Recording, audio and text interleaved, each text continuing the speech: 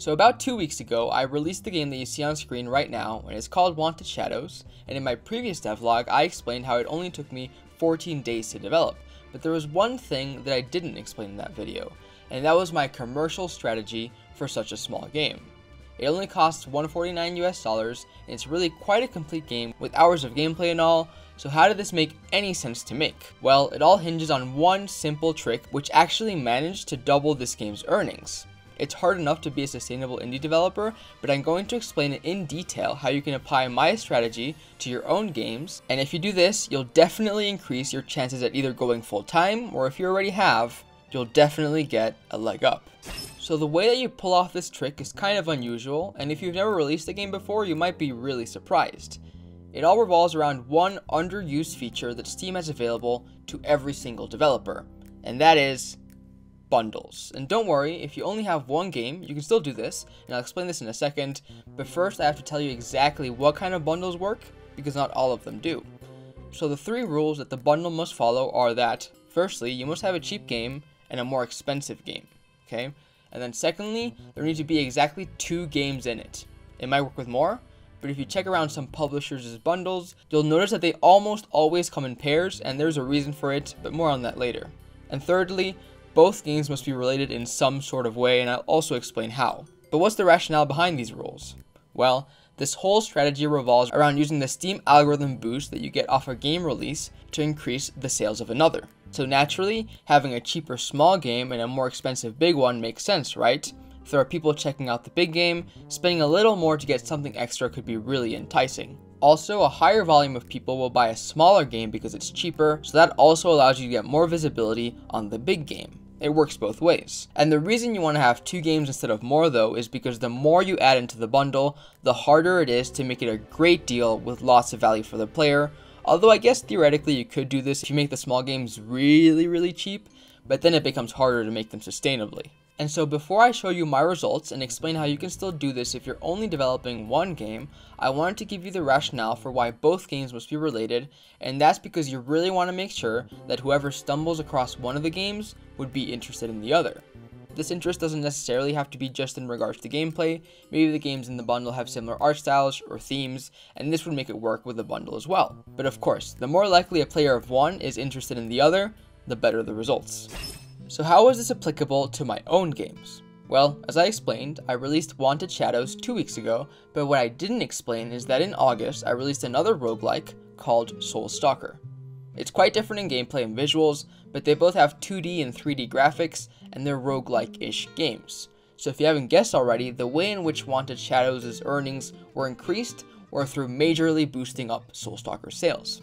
Due to confidentiality, I can't give specific numbers, but I can say a few things. And one of those is that in the 2 weeks since Wanted Shadows released, Soul Stalker brought in an excess of the same amount of revenue as Wanted Shadows made, which is really substantial given that Wanted Shadows recuperated its cost without needing that extra revenue.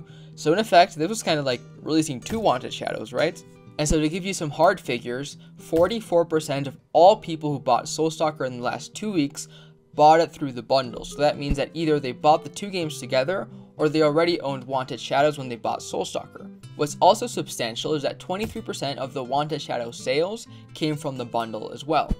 It's hard to know whether the bundle tipped them over on getting the game, or if players were going to get it anyways and they owned Soul Stalker, so they used the bundle anyways to get the discount, but we can assume that in some sort of way, Wanted Shadows' sales were increased to some degree. I also have a really interesting graph here that shows the percentage of revenue by game. So the blue line is Soul Stalker and the red one is Wanted Shadows. So what we can assume is that people actually don't really buy bundles as one might imagine. What they actually do is buy one game, and if they like it, they go get the other one because it's discounted due to them owning the other game. You can also see in this other graph, which shows the average bundle price, that it started at a lower price because people were buying more Wanted Shadows. But over time, the price increases, and so they're actually using it to buy Soul Stalker more, since it's the more expensive game and that's why the price is going up. So really, the effect is mostly on Soul Stalker. So I'm sure a lot of you right now are wondering, how do you do this if you're only making one game? It seems impossible to have a bundle if you're just making one game, right? Well, what you can do is, based on some criteria, very carefully choose a developer to partner up with. And so what are the criteria for finding a good fit? Well, there are a few, but ideally, someone who is either developing or has developed a game that fits the 3 rules of a good bundle combo. But is it better to release before the other person, after, or at the same time?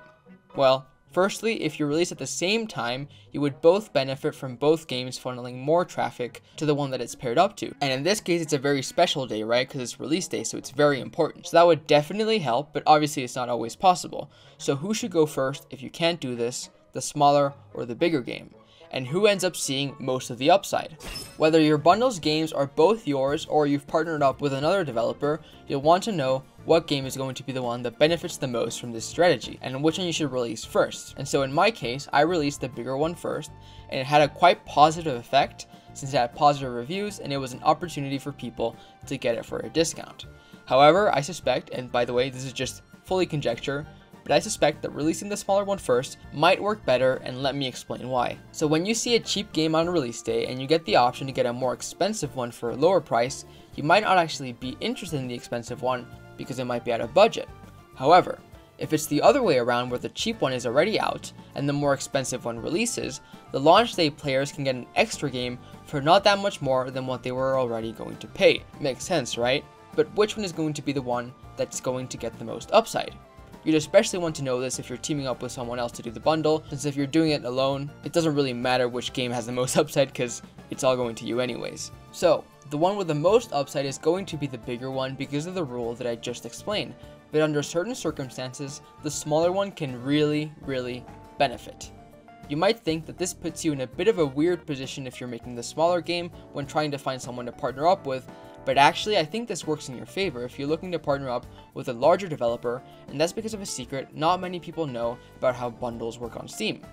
The larger dev with a more expensive game might enjoy the benefit of a smaller game boosting itself with launch day visibility, while the smaller game might appear on the page of the larger game and get an extra boost in visibility like that. That's the thing. You know how bundles appear on the store page of games on Steam? Well, the ordering is based on how much that bundle sells. The more that bundle has sold, the higher it is on the page and the more visible it is. So as the smaller game, if you can use the launch boost to get to the top of the bundle section of a big games page, that can be really great for you too, so it's a win-win for both parties, big and small. Before I give you the final tip, I wanted to say that the bundle of both games that I use as an example is on discount right now for just $5 US or equivalent, which is such a steal for what you're getting. And I'm also working on Soulstalker's next update, which I'll cover in the next devlog I make, so get it now before it comes out.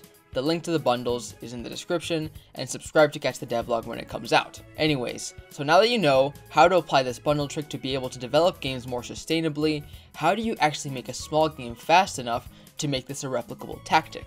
Well, I actually made a video on how I made Wanted Shadows in just 2 weeks, and given how it's already recuperated its costs, and it'll only keep on earning more from here, I think it's a pretty good video to learn from, right? So, go watch that, and other than that, I'll see you next time for Soulstalker's devlog.